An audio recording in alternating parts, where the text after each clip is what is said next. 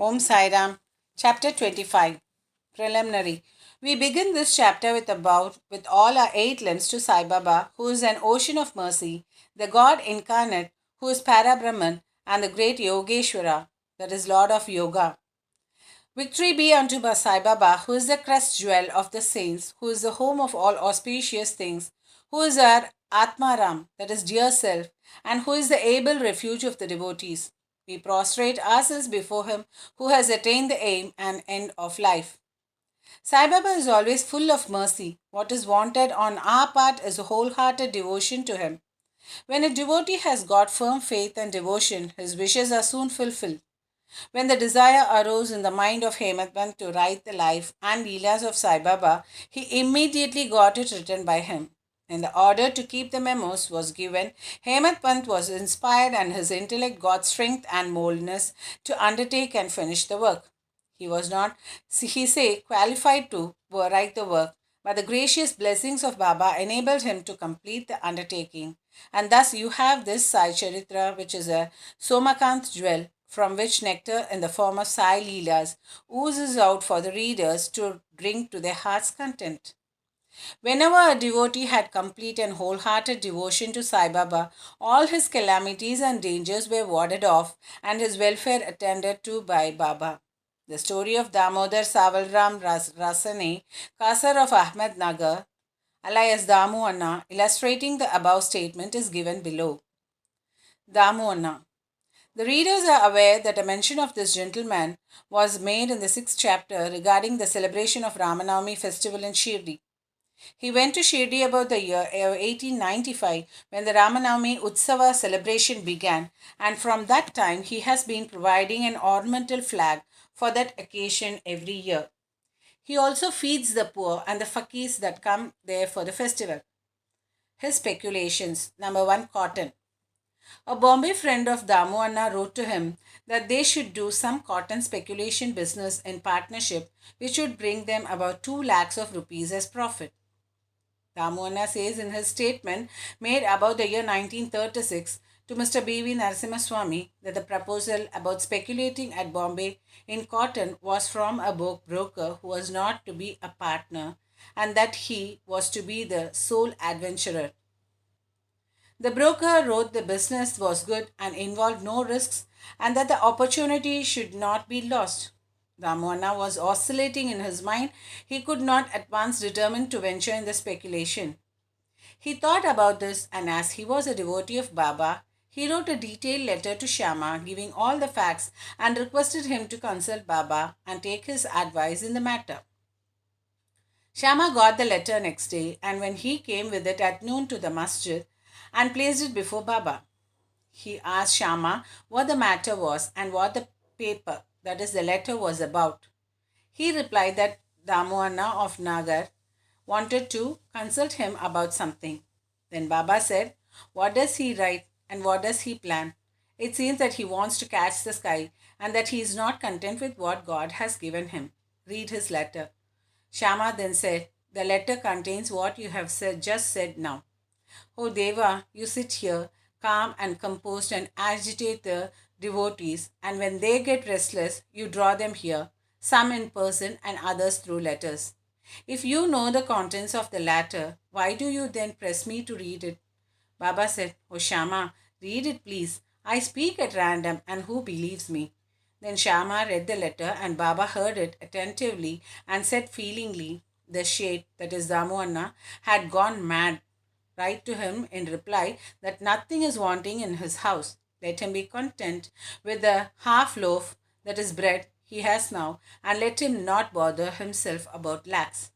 Shama sent the reply which Ramona was anxiously waiting for.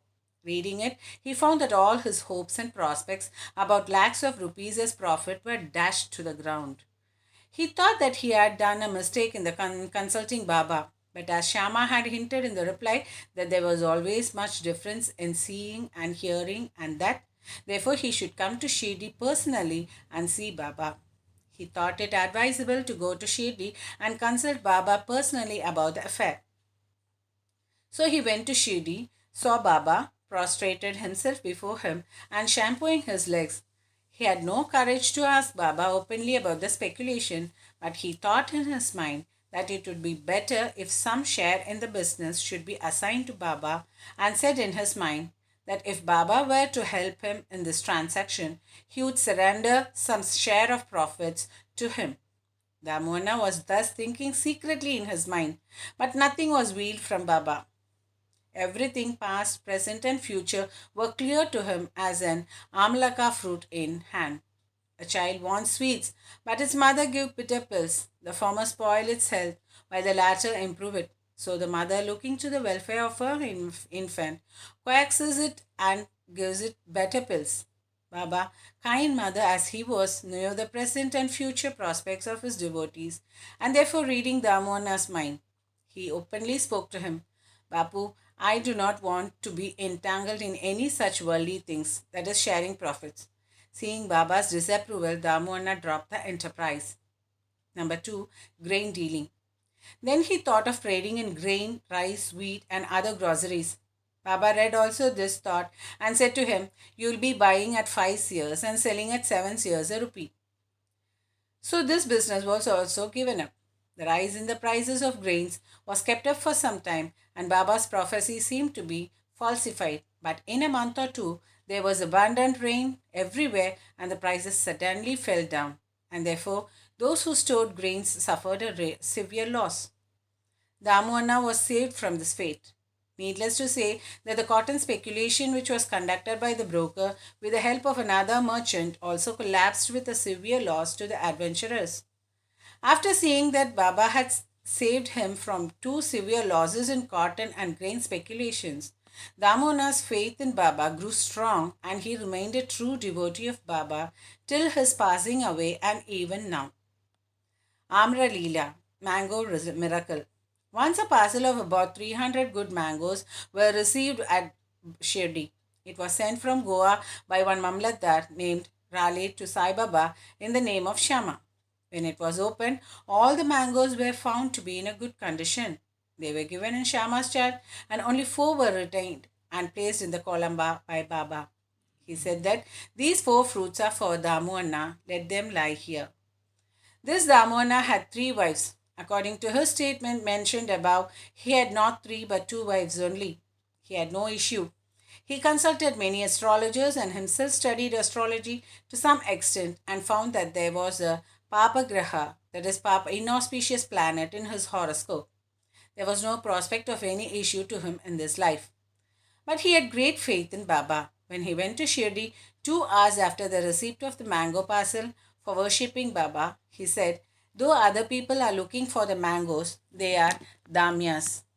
He whose they are should eat and die.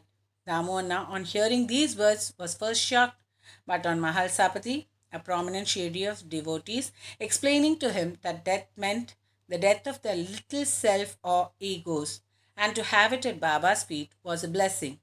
He said that he would accept the fruits and eat them. But Baba said to him, do not eat yourself, but give them to your junior wife. This Amra Leela, that is the mango miracle of 4 mangoes, will give her 4 sons and 4 daughters. This was done, and ultimately, in due course, it was found Baba's words turned out true and not those of the astrologers. Baba's speech established its efficacy or greatness while he was living in the flesh, but wonder of wonders, it did the same even after his passing away. Baba said, believe me, though I pass away, my bones in my tomb will give you hope and confidence.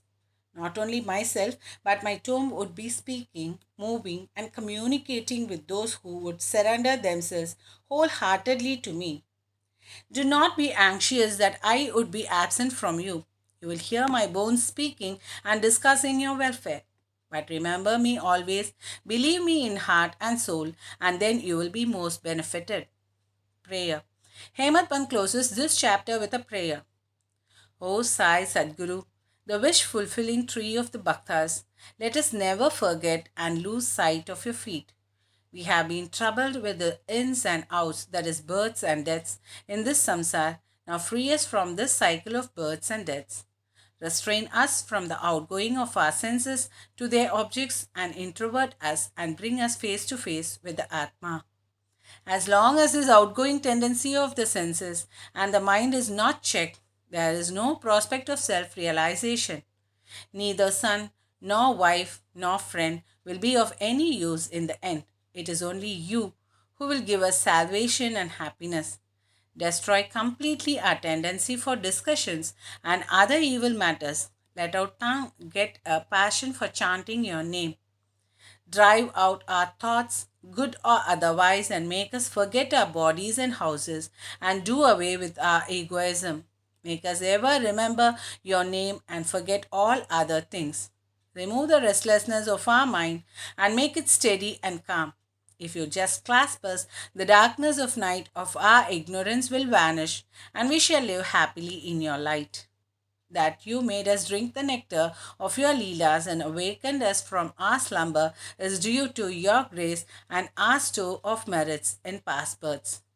Note: in this connection, the following extract from Damoana's statement mentioned above it is worth perusal.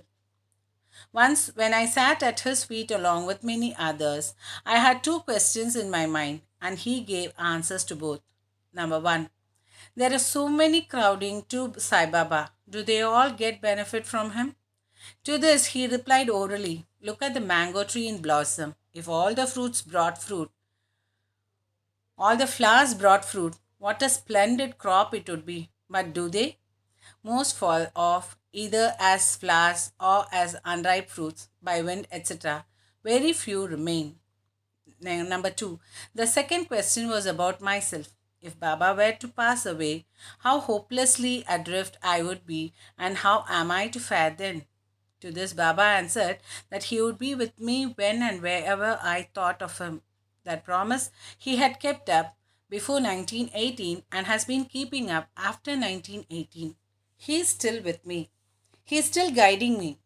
This was about 1910-11 when brothers separated from me and my sister died, and there was a theft and police inquiry, all of which incidents upset me very much. When my sister died, my mind was much upset. I did not care for life and enjoyments. When I went to Baba, he pacified me with his Upadesh and made me eat a feast of Puran Poli at Appa Kulkarni's house and get pasted with sandal. There was a theft in my house. A 30 years friend of mine stole my wife's jewel box, including her auspicious nati, that is nose ring. I wept before Baba's photo. The next day, the man returned the jewel box and prayed for pardon. Vow to Sri Sai, peace be to all. Om Sai Ram.